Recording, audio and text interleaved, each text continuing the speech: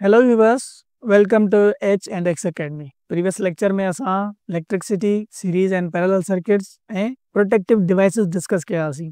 अॼु जे हिन lecture में असां magnetism ऐं magnets जे बारे में discuss कंदासीं।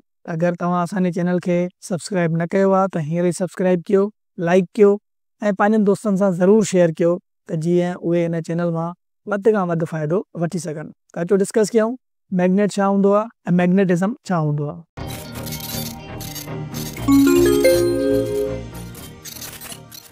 What is magnet and magnetism?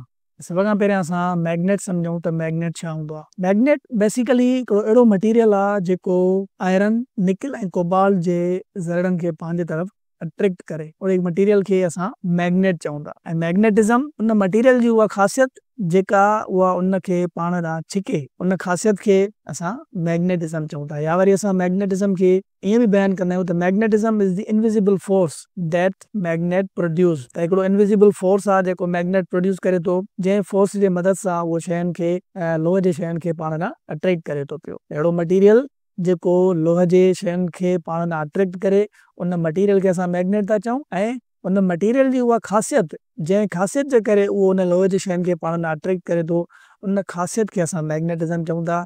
या वरी हिकिड़ो अहिड़ो फोर्स जेको मैग्नेट प्रोड्यूस करे थो शयुनि खे पाण ॾांहुं अट्रैक्ट करण जे लाइ। त मैग्नेटिज़म हिकिड़ो फोर्स आहे। हाणे फोर्स आहे त इहो अट्रैक्ट बि करे सघे थो ऐं इहो फोर्स रिपेल बि करे सघे थो।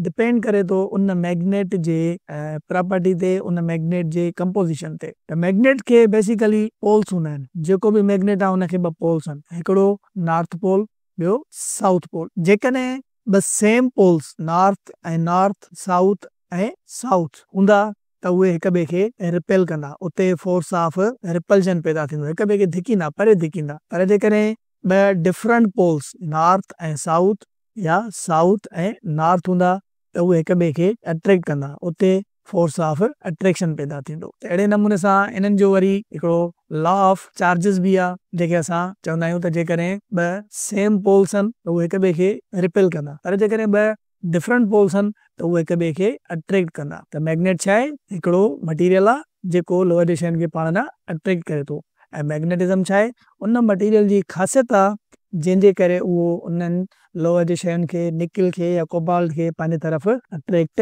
करे थो पियो। मैग्नेट जेको बि हूंदो उनखे ॿ शयूं हूंदियूं, हिकिड़ो त उनखे पोल हूंदो नॉर्थ ऐं साउथ। मैग्नेट खे असां जॾहिं ब्रेक कंदासीं त असां उनजे बेसिकली पोल्स खे ब्रेक न कंदा आहियूं, उन मटीरियल खे ब्रेक था कयूं। त हिकिड़ो वॾो मैग्नेट आहे, जॾहिं असां हुनखे ॿिनि अध में कयूं था त उन ॿिनि अधनि मां जेके ॿ अध ठहनि था त उन्हनि में बि हर हिक में नॉर्थ ऐं साउथ पोल हूंदो। त बेसिकली असां पोल्स खे ब्रेक नथा करे सघूं। ऐं ॿी शइ जेका मैग्नेट में हूंदी आहे उहा हूंदी आहे उनजी मैग्नेटिक फील्ड, माना हिकिड़ी मख़सूस एरिया, जंहिं एरिया ताईं उहो मैग्नेट पंहिंजो फोर्स या पंहिंजो असरु ॾेखारे सघे थो। तव्हां मिसाल जे तौरु हिकिड़ो चकमक खणो ऐं कंहिं बि कोके वग़ैरह खे पंहिंजे तरफ़ छिकण जी कयो। जॾहिं कोको तव्हां खां परे हूंदो त तव्हां उन कोके खे पंहिंजे तरफ़ उहो मैग्नेट अट्रैक्ट न करे सघंदो, पर जीअं ई तव्हां कोको मैग्नेट जे या मैग्नेट कोके जे वेझो खणी वेंदा, आहिस्ते आहिस्ते उन अट्रैक्ट कंदो। छाजे करे? छो त उन मैग्नेट जी हिकिड़ी मख़सूस फील्ड हुई, हिकिड़ी मख़सूस एरिया हुई जंहिं में उनजो मैग्नेटिक फोर्स असरु ॾेखारे पियो।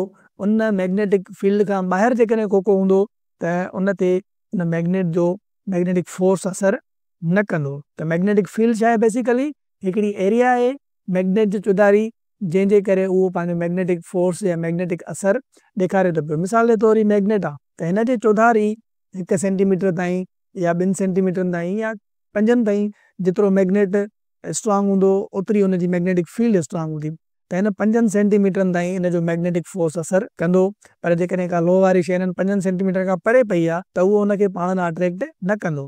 त कंहिं बि मैग्नेट में इहे ॿ शयूं हूंदियूं आहिनि, हिकिड़ो त हुनजा पोल्स नॉर्थ ऐं साउथ, ॿियो हुनजी मैग्नेटिक फील्ड, माना उन मैग्नेट जे चौधारी कुझु एरिया, कुझु इलाइक़ो जिते उन मैग्नेट जो उहो मैग्नेटिक फोर्स असरु करे। त ज़मीन जी बि पंहिंजी हिकिड़ी मैग्नेटिक फील्ड आहे, छो त ज़मीन खे बि असां एज अ ह्यूज मैग्नेट वठंदा आहियूं। त ज़मीन जी जेका मैग्नेटिक फील्ड आहे उहा बेसिकली ज़मीन जे इंटीरियर खां ॿाहिरीं स्पेस ताईं, कुझु एरिया ताईं एक्सटेंड थियल आहे। उन में ज़मीन जी जेका ग्रेविटी आहे उहा असरु करे थी पई। ऐं ज़मीन जी जेका मैग्नेटिक फील्ड आहे उहा असांजे लाइ इम्पोर्टेंट बि आहे। जेकॾहिं ज़मीन जी मैग्नेटिक फील्ड न हुजे त जेके बि सोलर रेडिएशन अचनि था उहे शायदि असां ते डायरेक्ट असरु कनि ऐं असांखे नुक़सानु पहुचाइनि।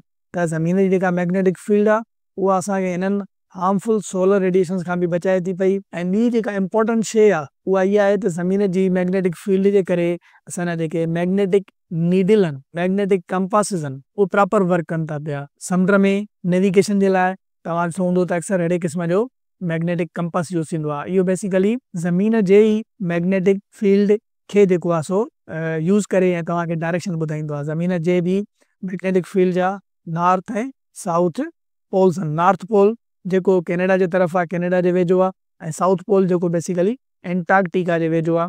त इहे ॿई ज़मीन जा नॉर्थ ऐं साउथ पोल्स आहिनि, जिन करे इहो कैंपस बि कमु करे थो। ऐं ह्यूज ज़मीन जी मैग्नेटिक फील्ड हुजण जे करे असांखे नेविगेशन में बि हेल्प मिले थी पई। ऐं जेके स्पेस में सैटेलाइट्स या इलेक्ट्रॉनिक डिवाइसिस असां मोकिलियूं था पिया, उन्हनि खे बचाइण जे लाइ बि मैग्नेटिक फील्ड सोलर स्टॉर्म्स खां बचाइण जे लाइ अर्थ जी जेका मैग्नेटिक फील्ड आहे उहा प्रॉपर कमु करे थी पई।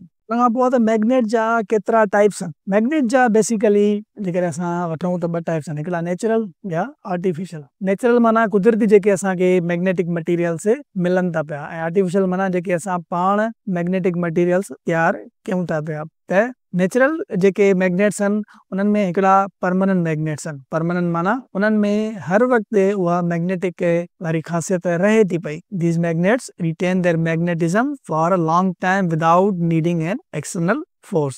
त इहे जेके मैग्नेट्स आहिनि इन्हनि में जेका मैग्नेटिज्म वारी ख़ासियत आहे उहा बग़ैर कंहिं ॿाहिरें फोर्स जे घणे टाइम ताईं रहे थी पई। जीअं असांजा फ्रिज मैग्नेट्स आहिनि या बार मैग्नेट्स आहिनि, हॉर्स शू मैग्नेट्स आहिनि नंढा ऐं ॻाढ़े कलर वारा, जंहिंसां अक्सर स्कूल में असां एक्सपेरिमेंट्स कंदा आहियूं। त इन्हनि में वरी जेको मटीरियल यूज़ थिए थो पियो उहो फेरो मैग्नेटिक मटीरियल आहे, या फेरो मैग्नेटिक मेटल्स आहिनि, या एलॉयज़ असां यूज़ कंदा आहियूं। ॿिनि मुख़्तलिफ़ मेटल्स खे मिलाए करे असां इहो मैग्नेट ठाहींदा आहियूं। त हिकिड़ो टाइप आहे असांजो परमानेंट मैग्नेट। परमानेंट माना मुस्तक़िल, जंहिंमें मैग्नेटिज्म वारी ख़ासियत मुस्तक़िल तौर ते रहे या घणे टाइम ताईं रहे, उनखे असां परमानेंट मैग्नेट चऊं था पिया। ॿिया आहिनि असांजा टेम्पररी मैग्नेट्स। टेम्पररी माना आरज़ी तौर। These act like magnets only when exposed to a strong magnetic field but lose their magnetism quickly।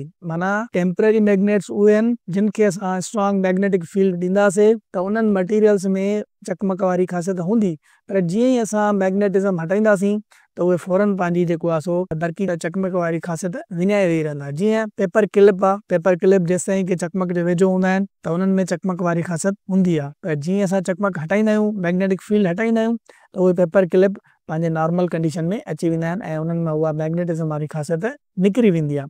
जीअं आयरन नेल्स आहिनि, आयरन नेल्स खे बि असां कंहिं चकमक जे वेझो आणींदा आहियूं त उन्हनि में उहा मैग्नेटिक प्रॉपर्टीज़ अची वेंदियूं आहिनि, पर जीअं ई असां उहा मैग्नेटिक फील्ड या उहा मैग्नेट हटाईंदा आहियूं त उहा आयरन नेल्स वरी पंहिंजे नॉर्मल कंडीशन में अची वेंदा आहिनि। त अहिड़े क़िस्म जा मैग्नेट्स जिन में मैग्नेटिज्म वारी ख़ासियत आरज़ी तौर ते अचे, उन्हनि खे असां टेम्पररी मैग्नेट्स चऊं था। ऐं ॿिया आहिनि असांजा वरी इलेक्ट्रोमैग्नेट्स। हाणे इलेक्ट्रोमैग्नेट में जेकॾहिं तव्हां ॾिसो त ॿ शयूं आहिनि, हिकिड़ो आहे electro plus magnet. Electro basically electron मां वरितल आहे, इलेक्ट्रिक करंट मां। त इलेक्ट्रोमैग्नेट्स उहे मैग्नेट्स आहिनि जेके बेसिकली इलेक्ट्रिक करंट जे मदद सां क्रिएट कया वञनि, उन्हनि खे असां इलेक्ट्रोमैग्नेट्स चवनि था पिया। इलेक्ट्रोमैग्नेट्स मुख़्तलिफ़ जॻहियुनि ते इस्तेमालु थींदा आहिनि।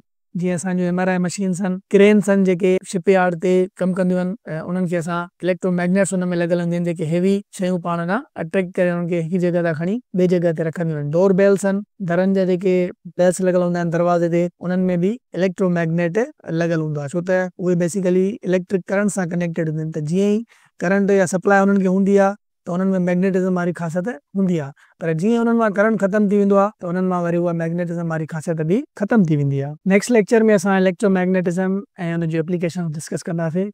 Thank you for watching. For more content stay tuned to H&X Academy।